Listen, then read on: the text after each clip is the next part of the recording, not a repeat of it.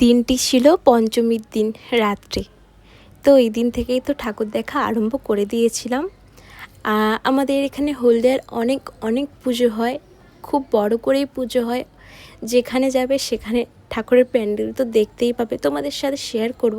তো পঞ্চমীর দিন আমার এটাই আউটফিট ছিল। আমি আর আমার হাজব্যান্ড গিয়েছিলাম। আমরা প্রথমেই গিয়েছিলাম আমাদের হলদিয়ার লক্ষণ শেঠের প্যান্ডেল। তোমরা অনেকেই হয়তো জানো, অনেকেই জানো না। যাই হোক, এই প্যান্ডেলটা ছিল পার্সোনাল একজনের বাড়ির পুজো। দুর্দান্ত হয়েছিল, দারুণ হয়েছিল। প্রতিমাটাও খুব খুব সুন্দর হয়েছিল। তো এটা তো আমাদের আমপূজা সিটি সেন্টার। তো এখানে কিন্তু আমরা ঠাকুর দেখে লাস্টে খেতেই আসবো। তো এখন আমরা যাচ্ছি না, তো আমরা ঠাকুর দেখতে যাচ্ছি। কিছু ঠাকুর দেখে তারপরে আমরা আসবো। এটাই হলো লক্ষণ শেঠের পুজোর প্যান্ডেল। তো ওখানে ওই দিন উদ্বোধন হয়নি, প্রসেনজিৎ এসেছিল মেবি উদ্বোধন করতে, তাই অনেক দূর থেকে আমরা ওই দিন দেখতে পেয়েছিলাম, তাই কাছে যাওয়ার সুযোগ হয়নি।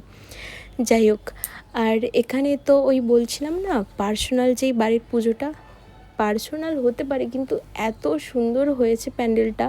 প্যান্ডেলের থেকে তো প্রতিমাটা দুর্দান্ত হয়েছে, দেখলেই একদম প্রাণটা জুড়িয়ে যাবে। যাই হোক, আমার তো হাজব্যান্ড সামনে হাঁটছিল, দেখতেই পাচ্ছ হেঁটে হেঁটে যাচ্ছে। এটা ভাই সবারই কাজ, ব্যাগ হাতে ধরা। এটা কোনো খারাপ কাজ নয়, এটা করা খুব ভালো, বউরা খুশি হয়।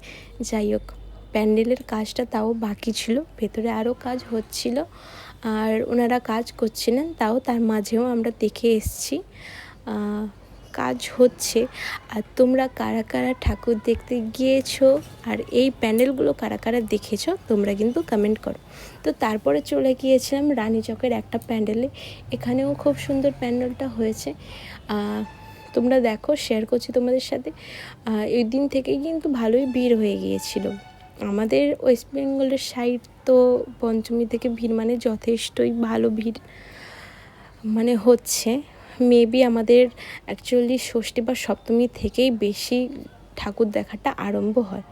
যাই হোক, ওখানে ওই মেয়েটা যে গান করছিল, এত সুন্দর গলা ছিল, ওটা আমি অন্য একটা ভিডিওতে তোমাদের দেখাবো, খুব সুন্দর ছিল। তো তারপরে আমরা সিটি সেন্টার চলে এসেছি।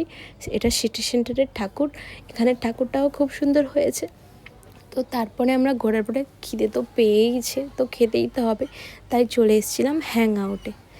তো হ্যাং আউটে ঢুকে কে কী খাবো না খাবো, কে কী বলতে আমি আমার হাজব্যান্ড, তো আর আমাদের সাথে যে দাদাটা গিয়েছিল উনি। তো আমরা দেখো আমাদের হ্যাং আউটের ভেতরটা কেমন সুন্দর, তোমরা কিন্তু কমেন্ট করে জানিও। তো উনি বিরিয়ানি নিয়েছিল আর আমি এই তন্দুরের প্লেটটা নিয়েছিলাম, আর আরও ছিল। তো সেগুলো আসতে দেরি হয়েছিল, যেহেতু পুজোর সময় টাইম তো লাগবেই, একটু টাইম দিতে হবে। তো পরপর সব খাবারগুলো আসছিল, আর যেগুলো আসছিল সেগুলো তো আমরা আস্তে আস্তে ধীরে খেতেই শুরু করে দিয়েছি। তো তারপরে কিছু ফটো তুলেছিলাম, অনেক তুলেছি, তার মধ্যে কিছু কিছু ফটো তোমাদের শেয়ার করলাম। তো কেমন আছে তোমরা জানিও, টাটা।